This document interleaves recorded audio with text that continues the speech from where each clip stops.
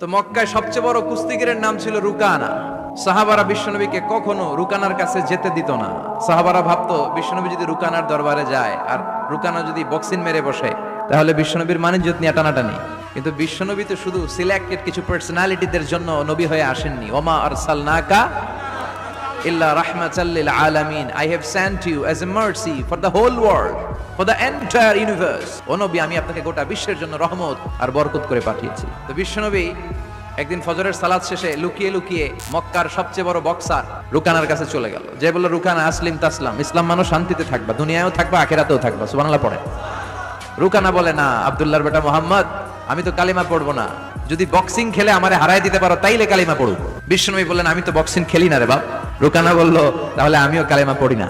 বিশ্বনবী রাজি হলেন। অবশেষে ভাবলেন, আমি বক্সিং খেললে একজন যদি জাহান্নাম থেকে জান্নাতি হয়, বক্সিং খেলে সমস্যা কই? কি রহমতের নবী, কি অ্যাটিটিউড, কি পজিটিভনেস, কি প্রোঅ্যাক্টিভনেস, অলওয়েজ প্রোঅ্যাক্টিভ, সব সময় ইতিবাচক চিন্তা করতেন। নেতিবাচক চিন্তা কারে বলে বিশ্বনবী জানতই না। বিশ্বনবী রাজি হলেন। এবার বক্সিং খেলার পালা।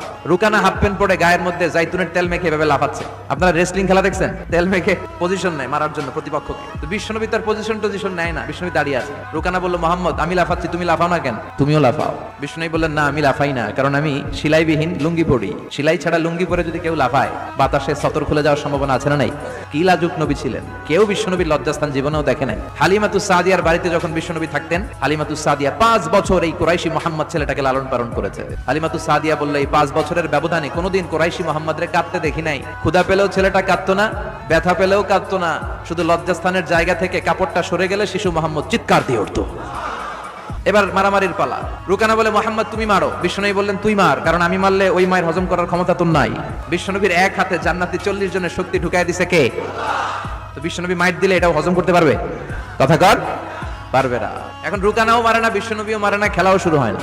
এখন রুকানা বলে, মোহাম্মদ তুমি মারো। বিশ্বনবী মারে নাই, কিন্তু বিশ্বনবী ওনার ডান হাত মোবারক, কি নরম হাত, সফটার দেন সিল্ক, সিল্কের চেয়ে নরম ছিল। ওয়া কানা কাফুহু আবিয়াদু মিনাদ দিবাজ। এই হাতটা দিয়ে বিশ্বনবী রুকানার ডান কাঁধে এভাবে টাচ করলেন। মারে নাই, খালি বলছে, রুকানা এত লাফাস কেন? টাচ করার সাথে সাথে রুকানা বেহুশ হয়ে জমিনে পড়ে যায়। সবাই তো অবাক, ঘটনা কি? ঘটনা কি? কি মিরাকেল, কি অলৌকিকত্ব! পানি ঢেলে রুকানারে হুঁশ ফিরানো হয়েছে। সবাই বলে, রুকানা তুই তো অনেক বড় পালোয়ান। আব্দুল্লাহর বেটা মোহাম্মদ ঘুষিও দিল না, লাথিও মারলো না, বেহুশ হইলি কেন? রুকানা বলে, আরে তোরা তো দেখোস নাই, তোরা দেখেছিস মোহাম্মদ হাত দিয়ে ধরেছে, আমার মনে হয়েছে বিশাল পাহাড় এসে কাঁধে চেপেছে।